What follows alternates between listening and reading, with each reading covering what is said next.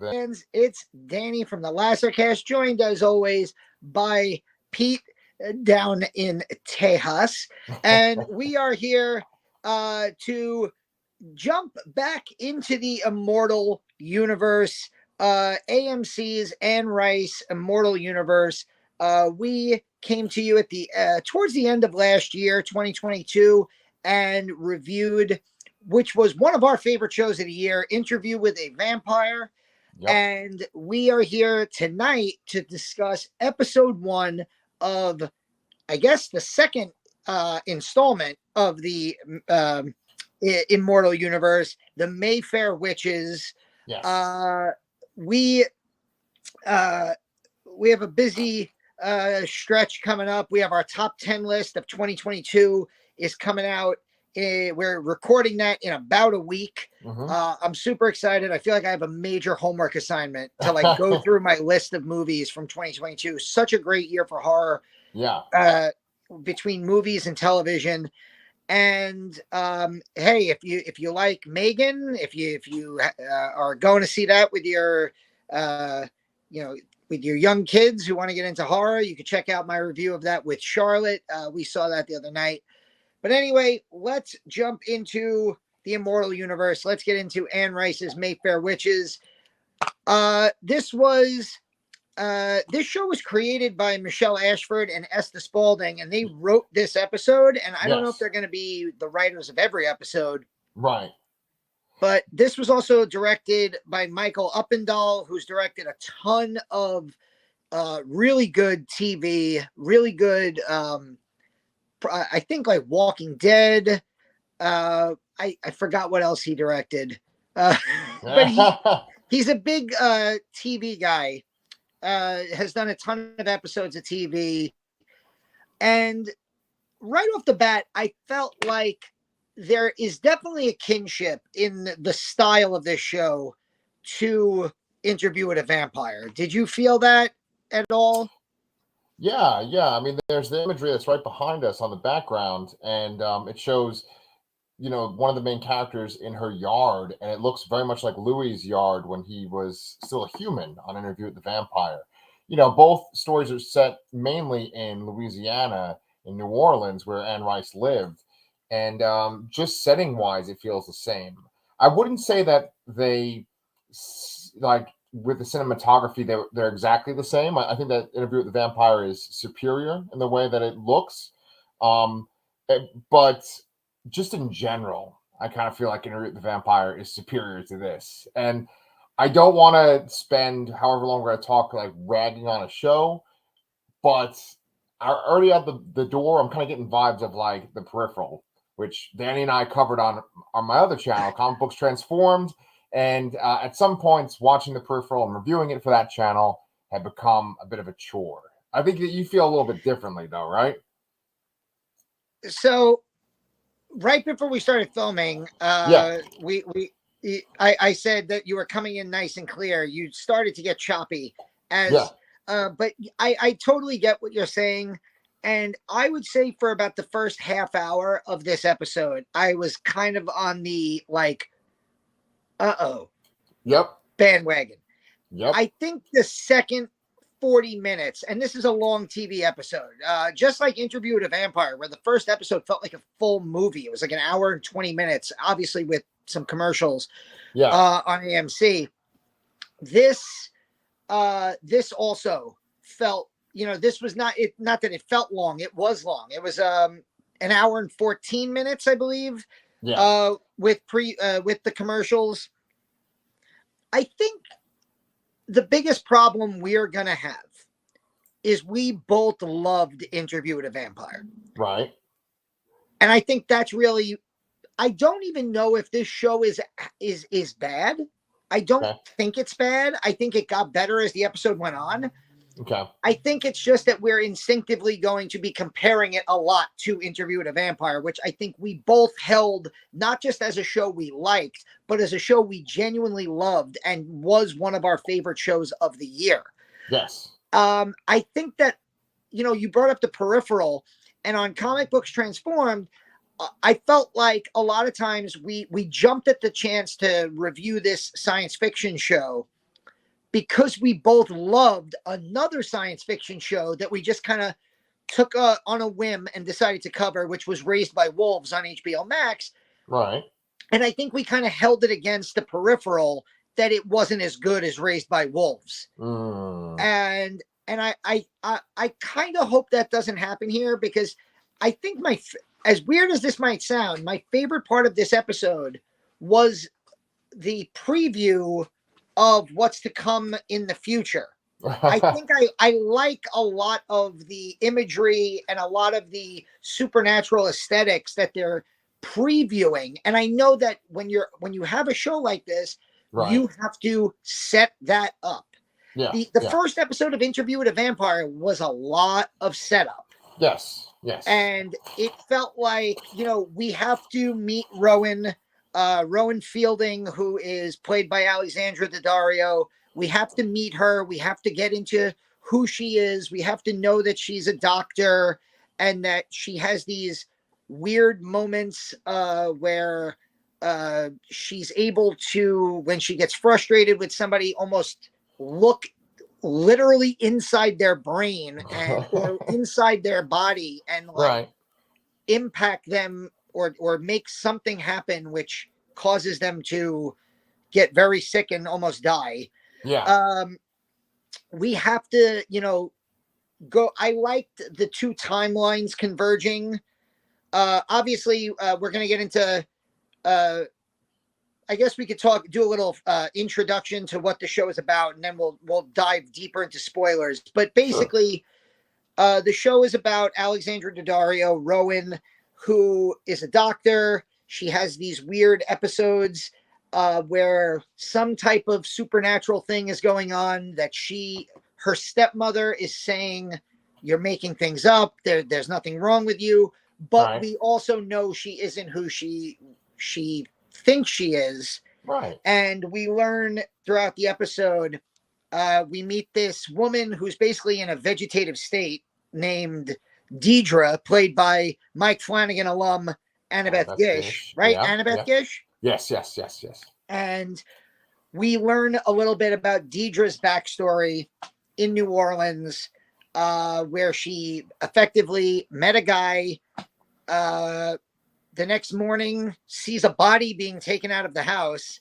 And later on, she ends up pregnant. Yes. And is told that the baby dies. But we know that the baby is passed on to the woman who becomes Rowan's stepmother. Stepmother. Right. And Rowan is essentially the child of Deidre. Yes. And we also know that there's this supernatural being who lurks in the periphery. Not the peripheral, the periphery of the show. Right. And that name was very familiar to me. Now, you've read some Anne Rice, right? Absolutely, yes. So I've never read Anne Rice, but my father was a collector of her books, loved her books, read all of her books. And Lasher is a name that I recognized because there was a standalone novel, Lasher, That's right, by Anne Rice. So when I heard that character's name, I was like, oh, okay. So this is really like the Mayfair Witches.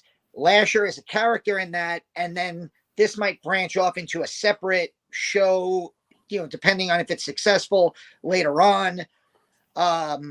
He's played by Jack Houston, who I'm a huge fan of because he was one of my favorite characters ever on Boardwalk Empire. Yes. He was the man who wore the half face mask. Oh, yes. And he was a hitman, and he was really cool. Yes. I'm actually a big fan of Jack Houston. That's the first time I saw him was on Boardwalk Empire in that role. He was also on the most recent season of Fargo, which had like Chris Rock and a whole bunch of people too. There's two things I could count on with you on our channel. Yeah. We always joke around that like you have a lot of blind spots for horror movies. Right. And you always tell me I have to watch Fargo and I have to watch David Lynch movies, especially I have to get into Twin Peaks. So I'm not surprised that another actor that we both like was on a show that you love in Fargo. And I definitely do want to get into Fargo at some point. Well, it's a good thing that we brought up Fargo because, like, you were talking about how we were holding a different standard because we liked Raised by Wolves so much. And I think that with television shows, there are many shows that I've watched in the past year or two that are a lot better than most of the movies that I've seen, right? And Interview with the Vampire is an example of that, where it's Yeah. like, wow, this is a lot better than a lot of the horror movies that we're going to be talking about in our review. This show, however, I felt like it suffered from a lot of the shortcomings that a typical TV show might have. It felt more like a TV show, and Interview with the Vampire felt more cinematic. Now, I totally agree, and I'll even take that a step further. okay, Athena and I, and even my kids, have gotten into a ton of the teenage horror shows, sure, or like those early 20s horror shows. Like I watched seasons of the Vampire Diaries. yeah, My like even my son got into Vampire Diaries, and then originals and legacies, and right, we were all Buffy fans. This almost feels True Blood also. right, This show, one episode in, and again, it's one episode, it right, feels closer to that style of television. Whereas I agree with you, Interview with a Vampire felt much more cinematic. And again, it could just be like this first episode it didn't feel like it like mentions New Orleans, but aside from the one house, it doesn't have that New Orleans aesthetic. Uh Interview with a Vampire, the whole show is them walking through the streets of New Orleans. yes, And you got such a sense of the city yeah, from watching that show. Here, there's like one scene where they're outside of a house where you're like, yeah, that house looks like it's in New Orleans. But then you spend a lot of time with Rowan on her houseboat, in a bar, in the hospital. And again, this is why, I'm not saying this to criticize the show, but my favorite part of the episode was, here's what we have coming up later in the season. Because that stuff that I saw in the preview is the stuff I want to see on this show. I yeah, want to see Mayfair witches doing Mayfair witch stuff, using the supernatural lore of New Orleans. Like every time Athena and I have gone to New Orleans, we end up in like Marie Laveau's voodoo shop. And it's like, that's a special thing where you can go to a city like that, and you can go to the French Quarter and like walk into a voodoo shop, or stores like that. And like they don't have that everywhere, and yeah, it's something like you do feel a certain vibe when you're in New Orleans, and this show hasn't gotten there yet. And I think it's because they have to do what all shows do: introduce your main characters, set things up, and I think we're gonna get there probably in episode 2. yeah. My hope is that when we finish this season, this is our least favorite episode. Dude, I hope so too. Sherry and I are really big Anne Rice fans. I've read a bunch of the vampire books. She's read a bunch of the vampire books and this trilogy of books, The Lives of the Mayfair Witches. With that being said, the vampire books are what Anne Rice is known for. People know this series, but they know her vampire books way more. And then there was the movie from the 1990s with Brad Pitt and Tom Cruise that was this big, huge hit. Yeah. When they go to make a television show that's adapted from that book and it's a new version, a new interpretation, they know they have to go guns a-blazing and make something special because I think you hit on something also. I think also everybody saw the 1994 movie. So like when you say the names Lestat, Louis, Right. Louis is a popular name, but when you say Lestat and Louis, you have visual representation in your mind. You know these characters. Right. When you hear the name Armand, you know these characters, and you've known them your whole life. Even us 40-year-olds, we've known them since we were 12, 13 years old. Yeah, at least. Yeah. And so it's easier for us to grasp onto this stuff. Now you've read these books. Or you know this material better than I do. I've never read the Mayfair Witches, so I don't know any of the characters. So I'm literally starting from scratch with this series. So yeah, it did just feel kind of like generic supernatural TV. Right. And there were parts of the show I liked. I really did like the time jumping stuff with young Deidre, flashing back to Rowan as an adult. She has the baby, then you flash back to Rowan as an adult, then it flashes back to adult Deidre, who's in like a vegetative state, and we find out a little bit about Lasher. Yeah. So I really did kind of get into that last 30 minutes, the last really 15 to 20 minutes of the episode. I thought that was good television. It took a while to get there though. And now that we've established, okay, not that it was much of a secret, but we know who Rowan is now. We know that she's a Mayfair witch. We know that she has this attachment to Lasher, which is, inherited from her mother. So we know now that there's a story that is entirely supernatural that we could focus on. Yeah. And now that we've gotten the kind of getting to know you nonsense out of the way, I don't think we're going to be seeing, Alexandra Daddario, pick up bartenders in a bar and have awkward conversations on a houseboat. I don't think we're going to get scenes like that anymore. Yeah. Well, Sherry has read this book, and she actually likes this book more than the vampire stuff. She was telling me how the book follows generations of women, and the reason why, like the audiobook, first of all, we should point out, is 50 hours long. So this is a gigantic book, right? Yeah. So our friend Eve, who runs Geeks of Doom, which Athena and I used to write for, we were actually talking to her in the car on the way home, and she was talking about how she liked this episode, and she actually was talking about how she's rereading the Mayfair Witches now, and it's so long. Yeah. And she was like, she was saying she feels that there's so much excess in the book, and that like they actually touch on things that take like 20, 30 pages in the book, and they do them in like 3 lines in this episode. I'm like, well, I mean, that's part of writing for television, but like, I thought 48 hours and 48 minutes of listening to The Stand could never be topped. And I'm shocked to find out that this is longer than The Stand. Yeah.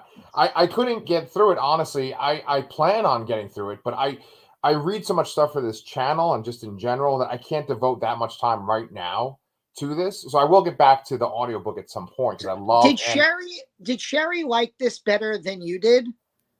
The show? No, she liked it less than I did. Oh, yeah. Because part of me is thinking, okay, this is again, and we always joke around about this, but this is 2 guys. Yeah. And we're watching a show that is basically, as you said, and Sherry was telling you the book is mainly about generations of female characters, witches with supernatural powers. And I'm like, okay, maybe there's something that we're not getting. But her having read the book and loving it more, she didn't like the episode even less than you did. All right, I feel a little bit better. Well, you know what it is? It's because like there are flaws. I want to give it the benefit of the doubt because I love Anne Rice so much, and I really loved Interview with the Vampire. But there just were things that I kind of groaned at, and I turned. And my wife does nitpick things a bit, and I think it's a little too much. But there's times when I can't defend things. Right when Rosario, what's her face, Rowan. When she goes to meet with this guy who's the head of this corporation, I would have bet money you were gonna that the 2 scenes that I thought were the most, and I don't even like using this word. It's just that it's the only word I could think of. The most offensive in terms of what I thought would be bad television. Yeah, were the 2 scenes where she's being talked down to by the doctor and her boss, Yeah. And then the scene where she goes and she meets this guy. Yes. So I want to listen to what you thought, and then I'll give my thoughts after. Yeah, well, maybe this kind of lines up with what you were going to say, but both of them are scenes where it's like a man is talking down to a woman and she has this supernatural power, which literally kills the man in one instance. I think puts the other one in the hospital. Sherry was telling me that there's only one scene like that in the first book, and it is with her boss. That's the doctor. It's not The with surgeon. this corporate guy. Correct, the surgeon.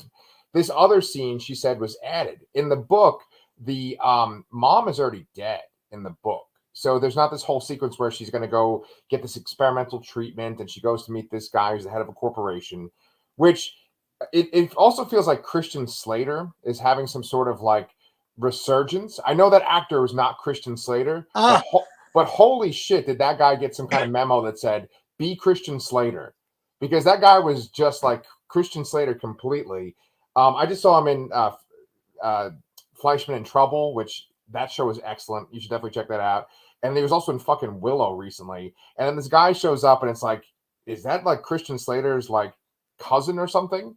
And anyway, this whole sequence, the way he talks, his speech is bad. And then he takes her to this little side office where he just proceeds to piss right in front of her. I was like, come on, it's too over the top. And then there was one part of that I did like, which was she wanted to work with this man so that her mom could get this special treatment, right? And he says, okay, well, there's 30 people on this list to get this treatment. Take one of their names off and put your mom's name on there. That's good writing. That's interesting. It's a moral dilemma for the main character. Yeah. But everything he says up until then, and then when she has her breakdown and she's telling him off, it's too much. I understand that the idea behind this is that female characters are being put down, they're being condescended to by men, that they don't have the power, the men have the power in this situation, and now magic is going to liberate them, right? But it's too heavy-handed. I hate heavy-handed shit. And you know me, I say this all the fucking time. I hate exposition, and like 50% of this is exposition, if not more, of just like people saying stuff they would normally not say. I'm 100% in agreement. My biggest pet peeve, which leads me to disliking some movies and some shows that people absolutely love, is I call it like sledgehammer writing. Yeah. Where instead of writing with a pen, you're writing, you're really hammering the message into my fucking head. Yep. And it's like, do you get it? Boom. Right. Do you get it? And to do that scene with the guy, with the corporate guy, who first of all is peeing in front of her, and then it's kind of, I don't know if, like, yes, the scene where he's like, take a name off the list, but it also kind of felt like he was trying to get her to, fool around with me and I'll give you the job. Like, to have that scene so soon, like literally like within the same 15-minute period as the previous scene with the surgeon, who, like, I've seen that exact scene done better on Grey's Anatomy. I've seen that exact scene done better on ER. Sure. I've seen that exact scene done better on Chicago Hope. I can name like 4 more Scrubs. I've seen like I can name several more hospital shows. It didn't feel like he was acting. It felt like, he was reciting lines, like generic evil man vibes, lines. Can you turn the douchery up to 11? Correct. Go, yes. People like you can't have these jobs. Right. Yeah, you're too emotional. Like, okay, like you can write that scene without hammering it into the audience's head. Men in power are chauvinists. Men in power are chauvinists. Right. We understand that. Like, we're not assholes. We get that message. Right. You don't have to hammer it in. And the people watching the show, we're not dumb. Like, they're like, nobody, like, the people who read and like Anne Rice stuff are insanely very intelligent, literate people. You don't have to beat that message into us. Yes. And you don't have to do it twice in a 15-minute span. And that's why, like, I put this on last night. It was late. It was like around midnight. And I was Sure. like, all right, I'll try to finish it before I go to bed. And at about 35, 40 minutes, I was like, look, it's Monday tomorrow. I'm going to go to sleep. Yeah. And I finished it today, and I'm glad I finished it because I kind of forgot some of the stuff from yesterday. And Sure, when I sure. put it on, it was right after it was the scene where young Deidre was looking out her window at the body being taken away. And I was like, okay, Yeah. you know, this is a supernatural show. There's some weird shit going on.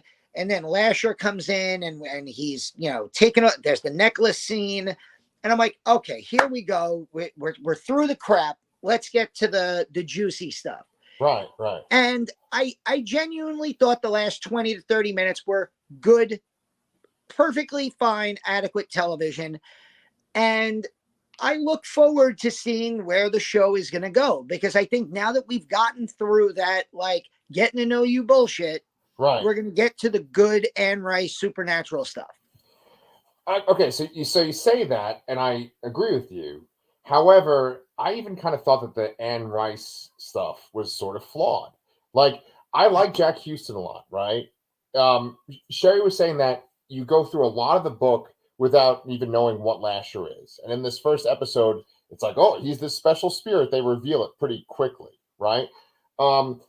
The way that he's revealed, like his supernatural form, I'd hate to say this. I don't like to like rag on bad CGI, but that CGI was pretty bad when he was. I also didn't really understand what that was. Like, as somebody who's not familiar with the material, the way he's like, I take off the necklace and I will reveal my true form. And then he basically goes, I am no one and I am everyone.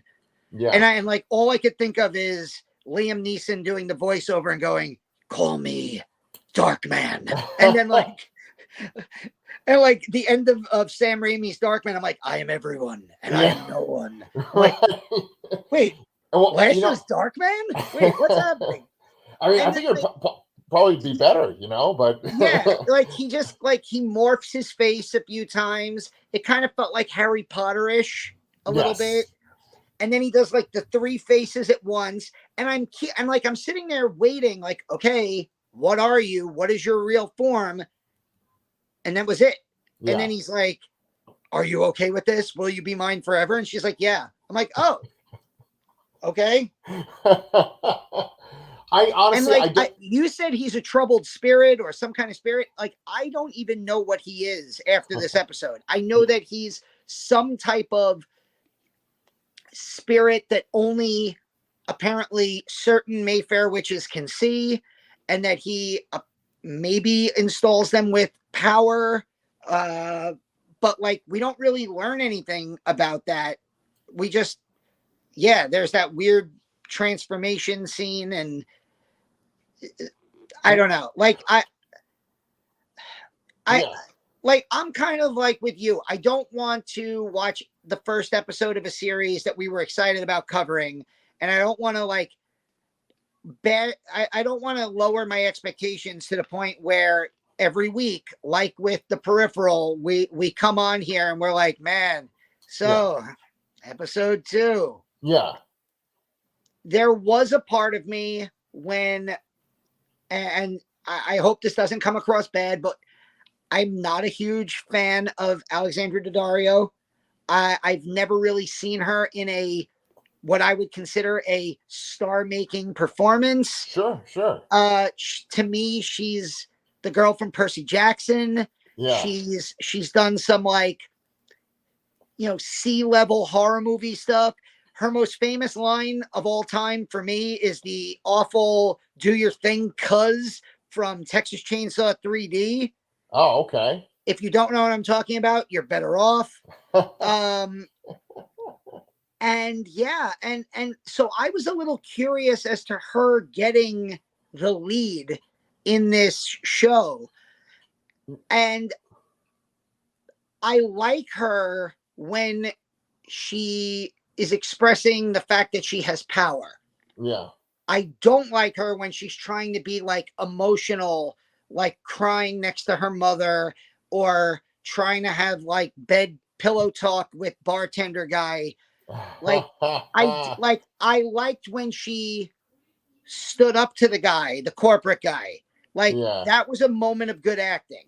Like I liked her you know, towards the end at parts, but nothing about her jumps out at me as like, you know, it, there's so much, I don't know, maybe it's all the Mike Flanagan that we watch. And like, there's actresses of that age range, of that look, that I feel could really knock it out of the park with a role like this. Yeah.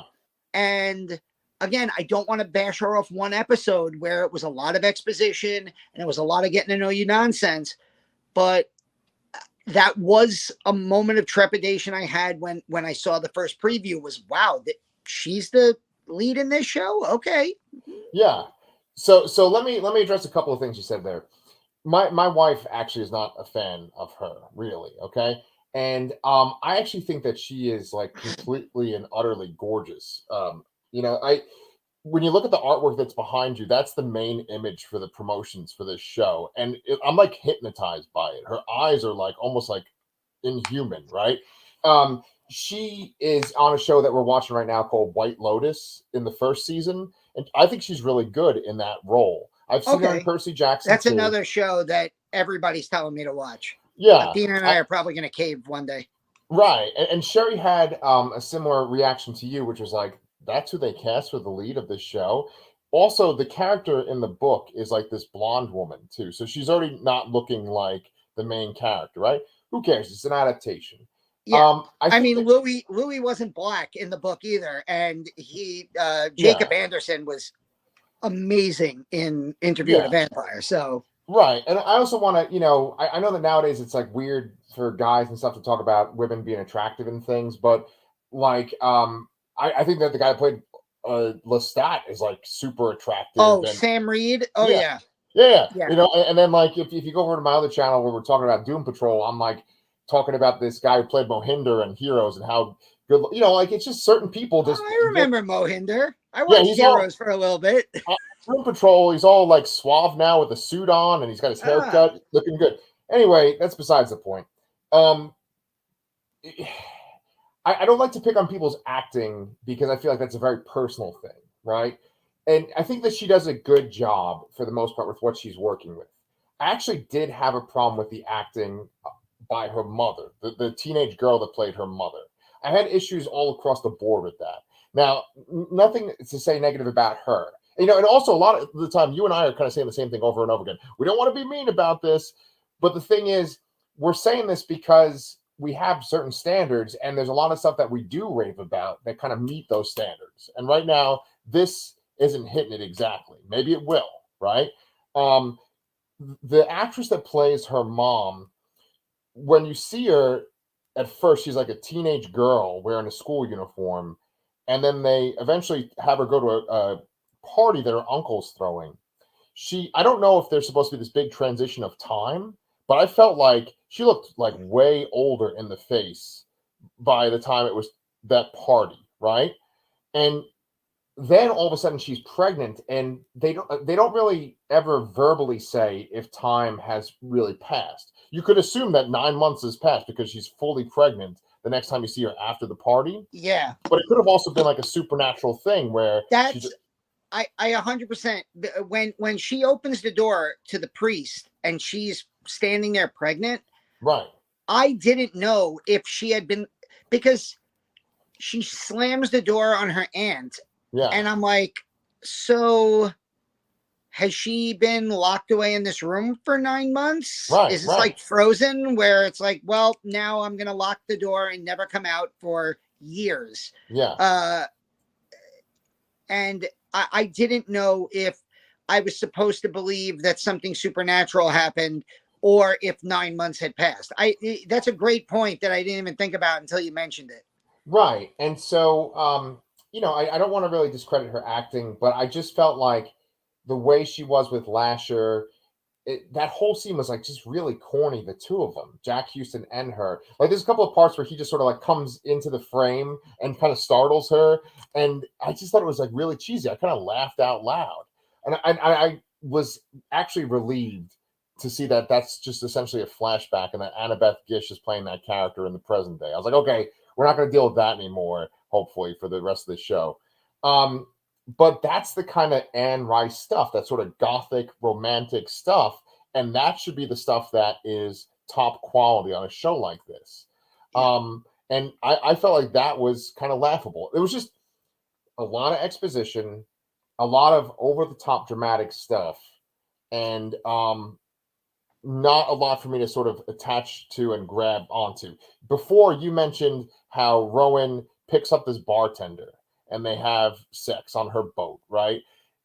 Like, all the dialogue, it just feels unnatural in that whole sequence, that whole exchange when she's in the bar, when they're laying next to each other. You talked about that scene where they're like laying next to each other afterwards. Like, none of that seems like dialogue that people would have with each other in real life.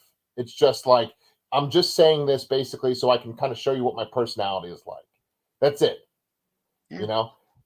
So, I mean, we will give it a chance just based on how much we like Interview with the Vampire. But if we're like 2 or 3 episodes in and we're not feeling it, I think we should maybe dump it. I mean, look, I have very famously given up on shows that are beloved to this world.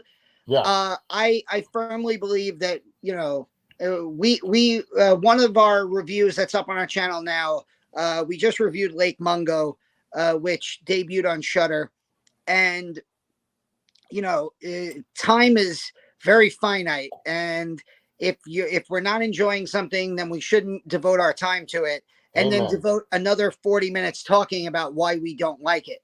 Yeah. So yeah, I'm perfectly fine. I would like to continue it. I definitely think it's going to get better Yeah. because I think that this was kind of, I want to give it the benefit of the doubt and say that this was a necessary evil to get to, the good stuff that this show is going to have. And like you said, we both loved Interview with a Vampire too much that if they are trying to build a universe out of these shows, Yeah. I can't imagine that they would have one be of such high quality and then one be so bad. Right. And again, I didn't think this was so bad, but it was just way below what I thought I was going to get, considering that, it's, Interview with a Vampire is part of this universe. Yeah, exactly. I mean, there is a producer that is like the executive producer over both shows. And if you look at some of the stuff that he's produced, you'd be like, oh, holy shit, this guy has produced both these things. Like, he's done like Galaxy Quest and The Rookie and Moonlight Mile and The Notebook and let's see, I'm just looking through his Logan Lucky. I actually really love Logan Lucky. He did all the Breaking Bad stuff, which this is AMC. And so it's like, okay, well, this guy is kind of overseeing both of these, so there has to be something to it. I wanted to bring up something, and this is kind of a spoiler for our movie review, and it has nothing to do with what we're talking about, but it's so sensational. I've been kind of dying to talk to you about it. Is it okay if I bring up a random thing? Okay. It has nothing to do with this show at all. I stopped watching Terrifier 2. Yeah. Really? Yeah. So like, going along with what you're saying of like, time is finite, right? Like, we don't have, we can't watch everything. I was like halfway through and we got to a certain scene and I'm like, why the fuck am I watching this? I think I know what scene you're talking about. It's probably the bedroom scene. That's right. Yeah. I was like, why am I? So that's going to be. I just got Fangoria magazine and that was rated the #1 kill of 2022. And the subtitle of it in Fangoria is The Kill That Never Ends. Oh my God. Now, I totally get people. I totally understand where like Terrifier 2 is not for some people, or Terrifier or that level of gore is not for certain people. Yeah. I totally get that. but that movie is going to feature on my top 10 list, and you might be disturbed at how high it ends up. So, Oh, Jesus Christ. Different folks, different strokes for different folks. Yes. Well, we should definitely talk about that on our best of. But yeah, I mean, there's things that we would watch them through, and then we're like, yeah, we're just not going to commit to this anymore. You know, like for this channel, for instance, there was that show. What was that African American show that was like really brutal? It was called like Them? Right? Yes, Yeah. Them.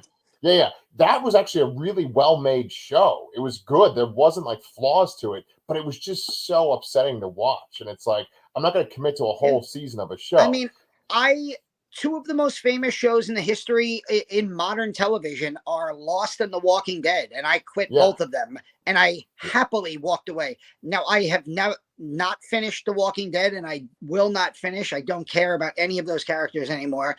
Right. As a contingent of my marriage, I did finish Lost. Good. And I can't regret it because I do love my wife and we did bond over it. But pretty much everything after season 1 of Lost is utterly useless to me. Whoa. And and I think it's like one of the most overrated shows of all time. Yes.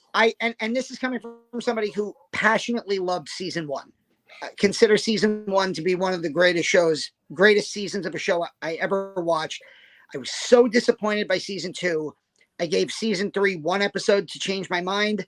It didn't. I quit. I was done.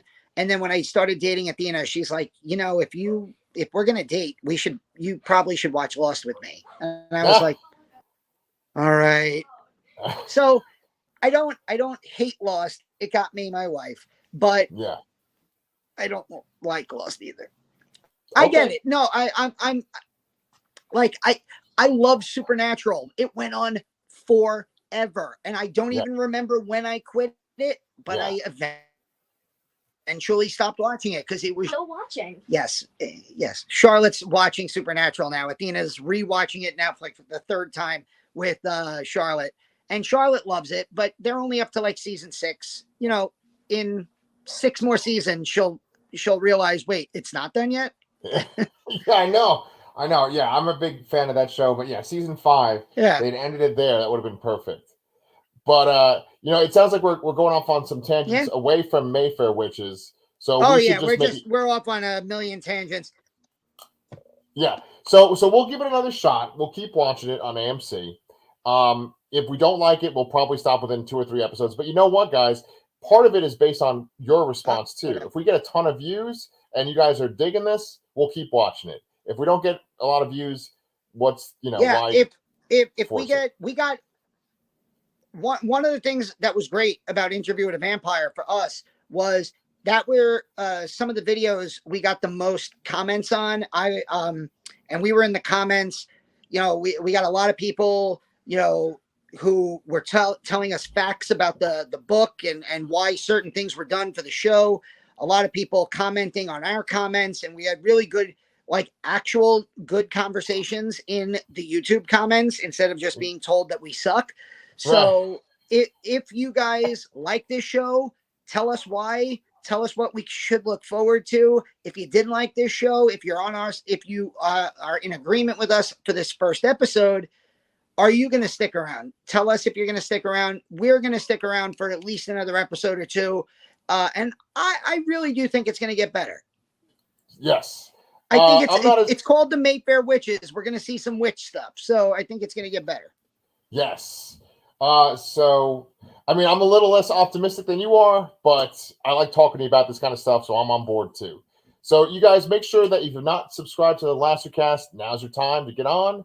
And we will see you guys next week for episode 2 of Mayfair Witches.